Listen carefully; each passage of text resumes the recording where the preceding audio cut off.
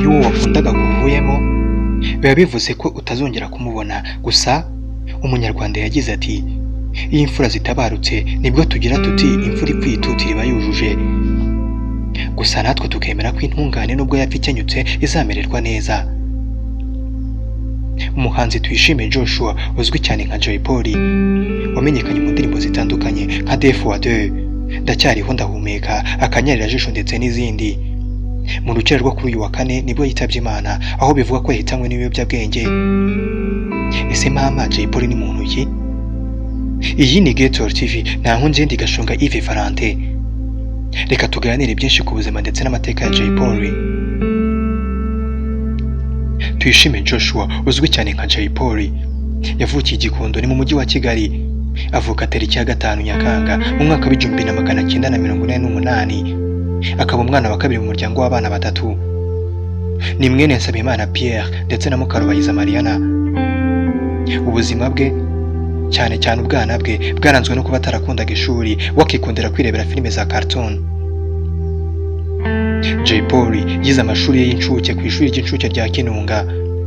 Amashuri yabanza yayize ku ishuri ribanza rya Kinunga, hanyuma yisumbuye ayatangira kuri ESK ni ku Kicukiro, maze anayakomerezayo muri section ya Arts Plastique. Jay Polly kubera ko mama yaririmbaga muri korali Hoziyana yo ku rusengero rwa ADEPR Gakinjiro, nawe yagiyemo nk'uko byari bimeze ku bandi bana, dore ko iwe wabaga ufite umubyeyi wawe uririmba muri iyi korali, nawe nta kabuza bagombaga kuyiririmbamo. Jay Polly yakunze injyana ya rap kubera mukuru we Maurice, ubu akaba ari n'umunyamakuru kuri RBA.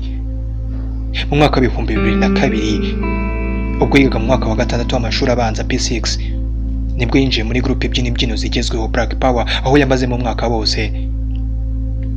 Akiri muri ESK ubwo ni mu 2003 yongeye guhura none n'imwe mu nshuti zo mu bwana ariyo Green P, bimufasha gukomeza mu yindi groupe.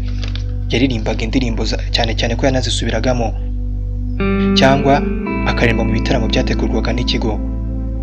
Mu 2004 ari kumwe na Green P n'abandi batatu barimo nka Perugi bakoze crew bayita G5, bakora indirimbo mu gihe gito bisanga muri studio TFP kwa BZB, aho banakora indirimbo yabo ya mbere bayita Nakupenda, ikaba yari mu njyana ya R&B. Nyuma muri Kamena ni muri uwo mwaka nyine bakoze indi ndirimbo bayita Ngwino, maze Rama Kweli abafasha muri studio. Tukiri mu mwaka wa 2004 nyuma y'amezi atarenze 2 ubwo ni muri Kanama basohoye indi ndirimbo yitwa Hip Hop Game, aho bumvikanamo Jay Polly nyine, Green P ndetse na Perugi. Jay Polly yamaze igihe adasohora indirimbo, maze G5 nayo ibi birahagaze. Ari kumwe na Green P baje guhura na Rick Rick ubwo yakoreraga muri ONB ni ku Kicukiro, maze abahuza na Bulldog maze bashinga Tough Gang. Icyo gihe bakoze indirimbo nkaho Bulldog yakoze Abirabura, maze Jay Polly akora Money, ubwo Green P akorana na The Ben indirimbo bayita Nyumvira. Gusa izi zose ntizasohotse kubera ikibazo cy'amajwi.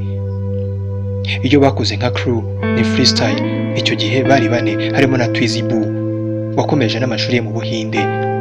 Icyo gihe bamaze kumenyana na Paxson, dore ko Tough Gang bari basigaye batatu. Nyuma ya P-Fly yabisunze maze akora remix indirimbo Umunsi w'Imperuka. Nyuma nibwo Fireman yiyongereyemo. Jay Polly kandi yari umunyabugeni muri association Ivuka yakoreraga ku Kacyiru.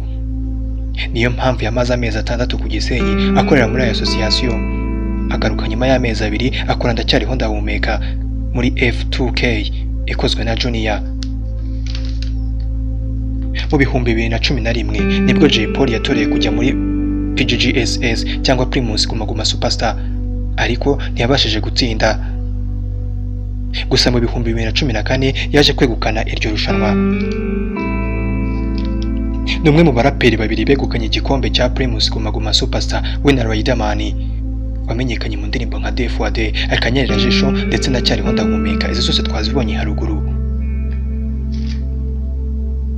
Jay Polly yafunzwe kwa 23 Mata uyu mwaka, we na bagenzi be 11 barimo ndetse na murumuna we bari kumwe mu rugo rwe Kibagabaga, aho bose bafashwe bamwe ibiyobyabwenge birimo urumogi ndetse banarenze ku mabwiriza yo kwirinda COVID-19. Byari bitekanyijwe ko azaburanishwa kuwa 2 Ukuboza ni mu 2021, bivuze ko atabarutse kare. dore ko yari afunzwe iminsi 30 y'agateganyo we na bagenzi be.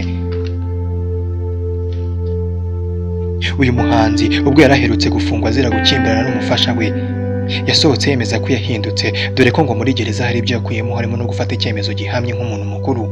Yagize ati, umva, havuzwe byinshi, ibivugwa ni byinshi, ariko iby'ukuri ni ibyo umuntu yivugiye. Nta kibazo mfitanye n'umugore wanjye ndetse ndamukunda cyane. Jay Polly ntiyigeze agira ubwinguge muri gereza kuko yakomeje kubaho mu buzima bw'abahanzi ndetse afatanya na Gisa cy'inganzo yari asanzemo, bakajya bataramira abandi bagorwa. Imana imuhire uko idashira. Iyi ni Ghetto TV. Njye wakiguteguye nkanakikugezaho ndi Gashonga Yves Valentin. Ufite igitekerezo, inyunganizi, watwandikira ku mbuga zacu ni Ghetto Rwanda, ugakora subscribe, comment ndetse na share ku nshuti zawe.